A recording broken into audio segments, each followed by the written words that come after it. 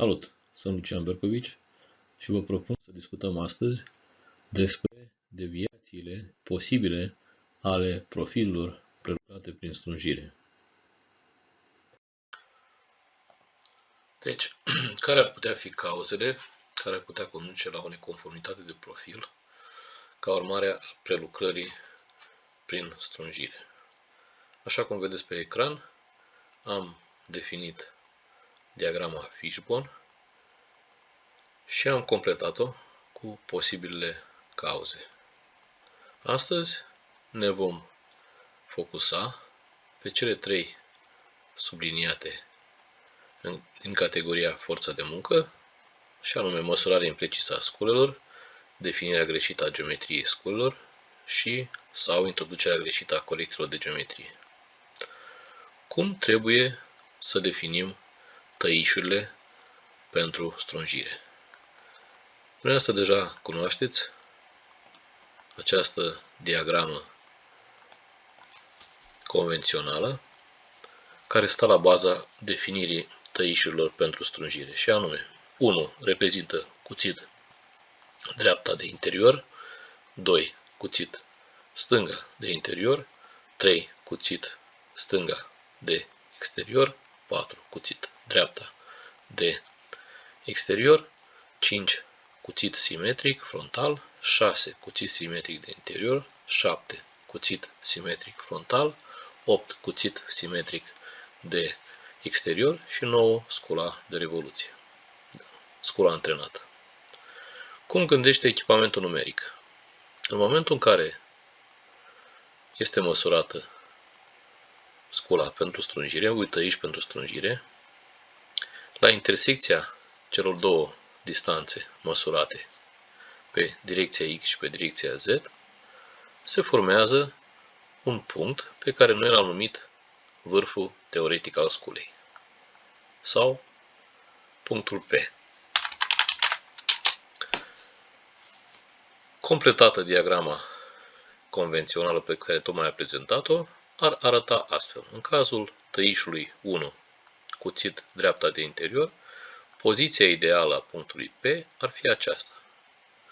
În cazul cuțitului stânga de interior, poziția ideală a punctului P ar fi aceasta. În cazul cuțitului stânga de exterior, poziția ideală ar fi aceasta. În cazul cuțitului dreapta de exterior, poziția ideală ar fi aceasta. Și așa mai departe. După cum se vede, poziția ideală, de exemplu, pentru cuțitul simetric de interior este aceasta. Pentru cuțitul frontal aceasta, iar pentru cuțitul simetric de exterior aceasta. În felul acesta, după cum vedeți, se stabilește o relație între punctul P, vârful teoretic al sculei, și centrul vârfului plăcuței, centrul cercului vârfului plăcuței. Relație care va fi folosită în timpul definirii rostogolirii tăișului pe suprafețele de-a lungul profilurilor prelucrate. În modul ideal, relația dintre punctul P și punctul C trebuie să fie aceasta. Orice abatere de la poziția nominală sau poziția ideală, putând conduce la o neconformitate a profilului prelucrat. Vom analiza trei situații, și anume prelucrarea suprafeței inclinate cu un cuțit pe stânga de exterior tip 3 cu raza de 0,8, raza la vârf a plăcuței de 0,8, suprafață sferică cu un cuțit de tip 8 cu raza la vârf a plăcuței de 0,8 și o suprafață sferică cu un cuțit asimetric de tip 3, cuțit stânga de exterior, cu raza la vârf de 0,8. În primul caz, situația ideală, și anume relația dintre punctul P, vârful teoretic al sculei, și centrul vârfului plăcuței, ar fi aceasta. Practic, echipamentul numeric, în momentul în care citește valorile definite de către operator, respectiv tipul 3 și raza la vârf a plăcuței, 0,8, definește poziția punctului P la intersecția celor două lungimi măsurate pe direcția X și pe direcția Z și în raport cu poziția definită a punctului P, construiește poziția punctului C. De ce este importantă poziția acestui punct? Pentru că punctul C, centrul vârfului teoretic al plăcuței, este acela care va urmări traiectoria de rostogolire ce va fi definită de către echipamentul numeric prin activarea comenzilor G41 sau G42. În acest moment, fiind citită raza definită de către operator, echipamentul numeric va construi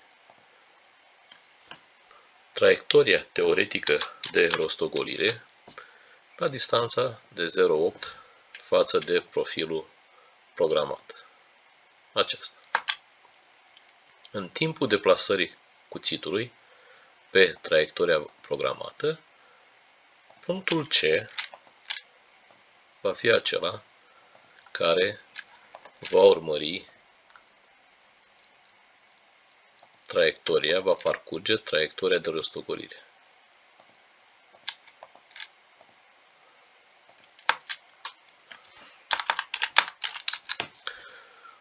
Cum identificăm punctele așchietoare, punctele de pe tăiș? În felul acesta. Construind perpendiculare pe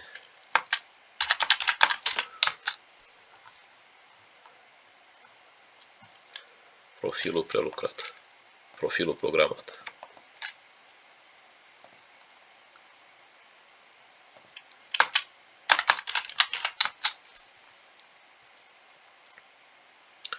Așa cum se poate deja observa, în acest caz teoretic nu ar putea exista deviații de la profilul programat. Aceasta ar fi situația ideală. În realitate însă, din cauza erorilor inerente ce pot apărea la măsurarea tăișului pentru strunjire, poziția punctului P, generată de către echipamentul numeric, ar putea fi aceasta, așa cum se vede, deviată față de poziția nominală. Cu T am notat centrul real al vârfului plăcuței, dar, practic, rostogolirea pe traiectoria calculată de către echipamentul numeric va fi realizată de către punctul C.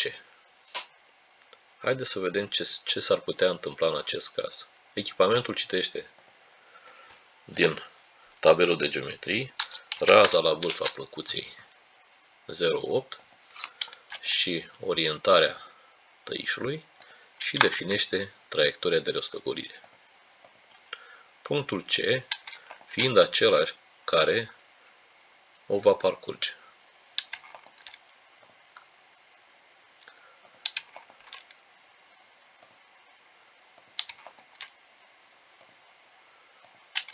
Dar în realitate, punctele așchietoare vor fi acestea.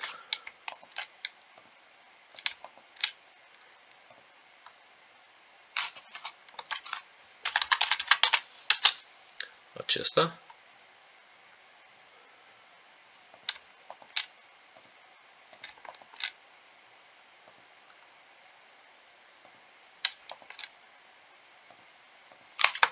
acesta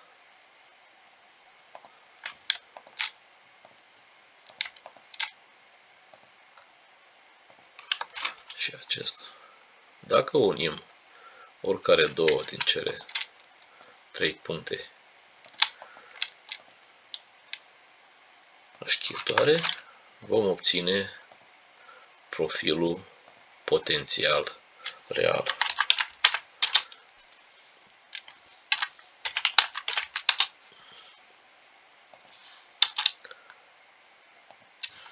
Care se poate observa se află la o distanță considerabilă de profilul nominal.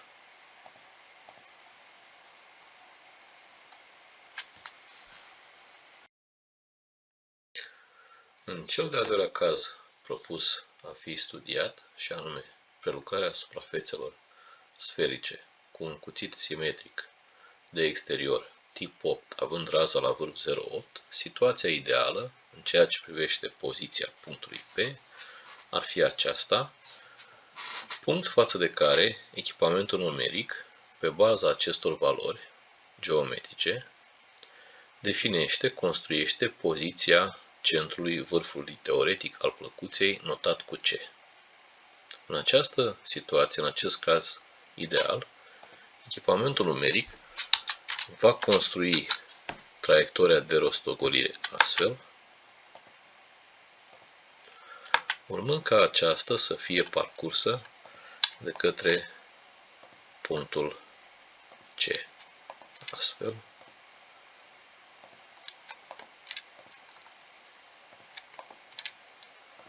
alegem câteva puncte pe profil, 3 ar fi suficiente. Cum putem identifica punctele așchietoare? Unind centrul real al vârfului plăcuței, coincident în acest caz cu centrul teoretic al vârfului plăcuței, cu centrul razei prelucrate.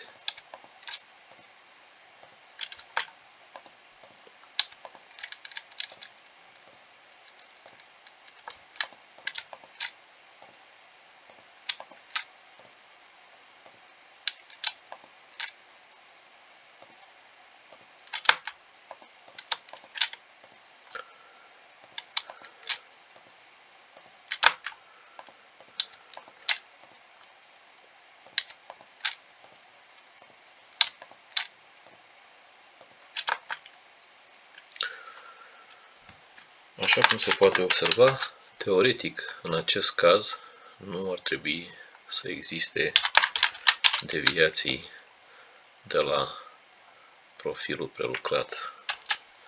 Ștergem aici ca să putem vedea mai bine punctul așchietor.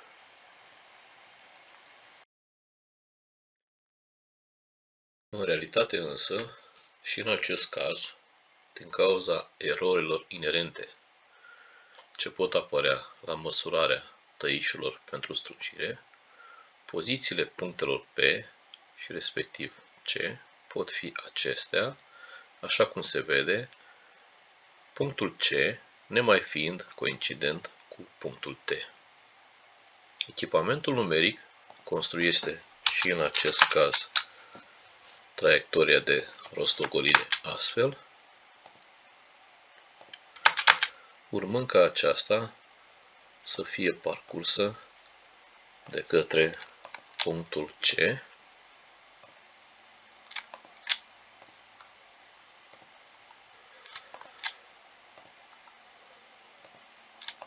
în acest mod.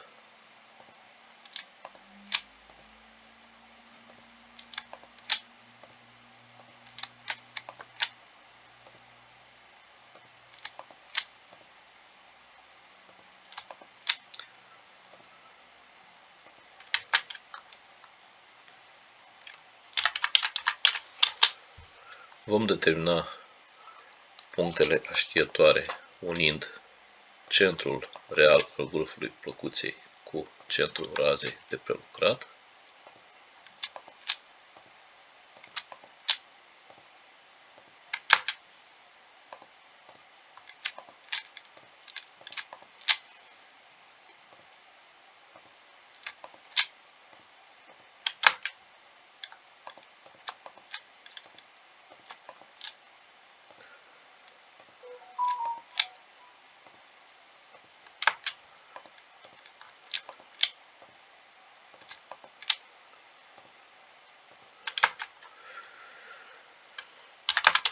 Punctele uștietoare fiind aceasta, în această poziție aceasta, aici ar putea fi acesta, aici acesta, aici acesta, haideți să mutăm un pic punctul P, iar aici aceasta, unind sau construind arcul de cerc prin oricare dintre cele trei puncte materializate, puncte aștietoare, am putea obține profilul potențial real.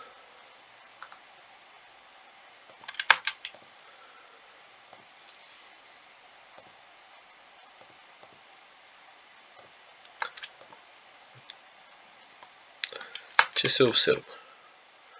Se observă că raza profilului potențial real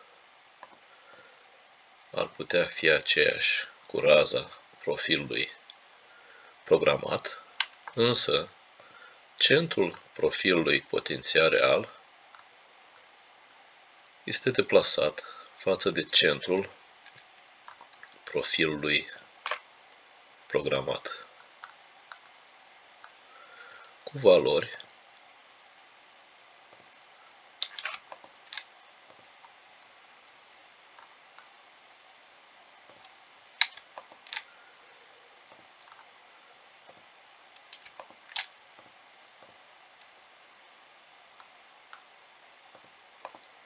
egale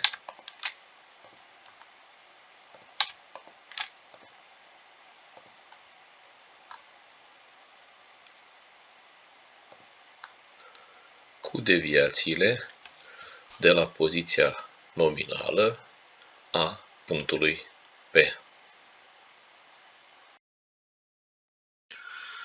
În cel de-al treilea caz, și anume în cazul prelucrării suprafețelor sferice cu scule asimetrice, stânga sau dreapta, în acest caz tăiș stânga de exterior cu raza la vârf 0,8, situația ideală în ceea ce privește raportul dintre punctul P și C ar putea fi aceasta. Echipamentul numeric construiește pe baza valorilor definite de către operator, și anume tipul tăișului, respectiv tipul 3, și raza la vârf a plăcuței, respectiv 0,8, traiectoria de rostogolire, urmând ca aceasta să fie parcursă de către punctul C astfel.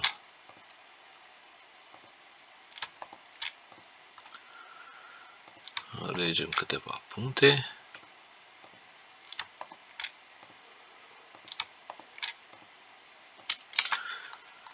și unim centrul real al vârfului plăcuței cu centrul razei prelucrate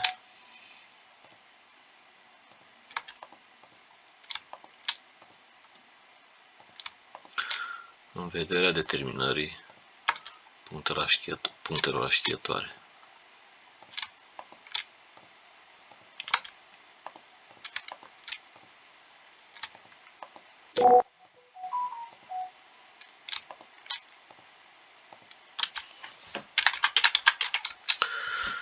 În acest caz se poate observa că profilul potențial real ar putea fi coincident cu profilul teoretic. În practica curentă însă, pozițiile punctelor P și C în raport cu pozițiile nominale ale acestora ar putea fi deviate.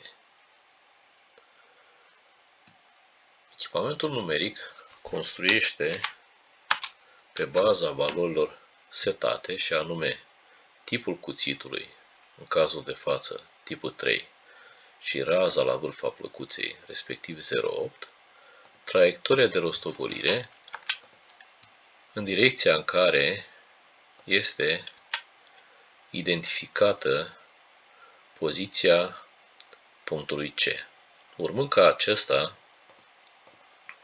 să parcurgă traiectoria de rostogolire definită astfel de către echipamentul numeric.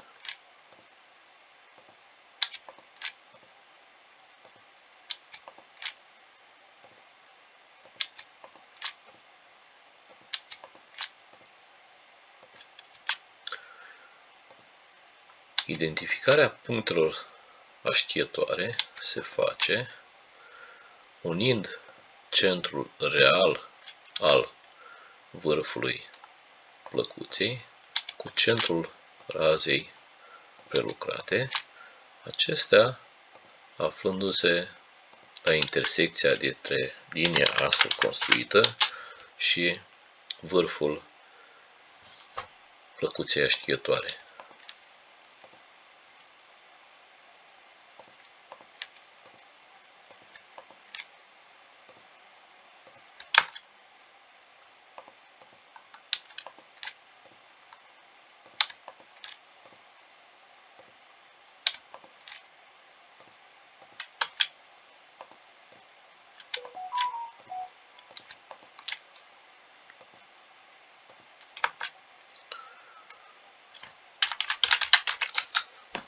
Construind prin oricare din 3 dintre aceste puncte aștietoare un arc de cerc,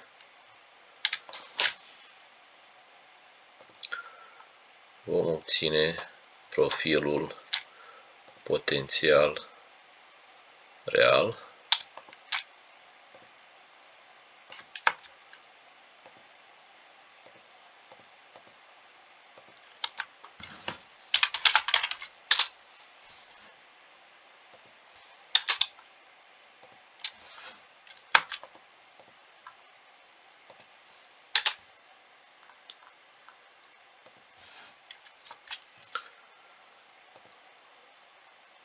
a cărui rază ar putea fi aceeași cu raza profilului programat, dar al cărui centru cu siguranță va fi deviat în raport cu centrul profilului programat la distanțe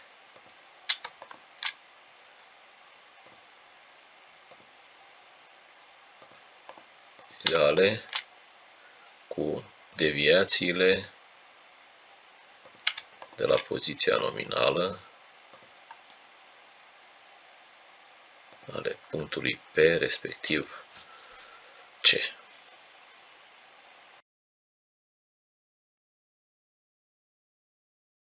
Fiecare dintre situațiile prezentate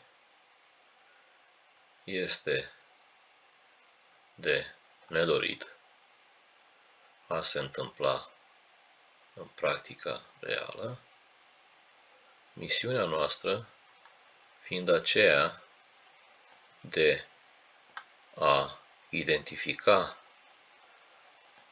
potențialele deviații și de a le preveni prin corijarea geometriei de lungime a tăișurilor aștietoare în consecință.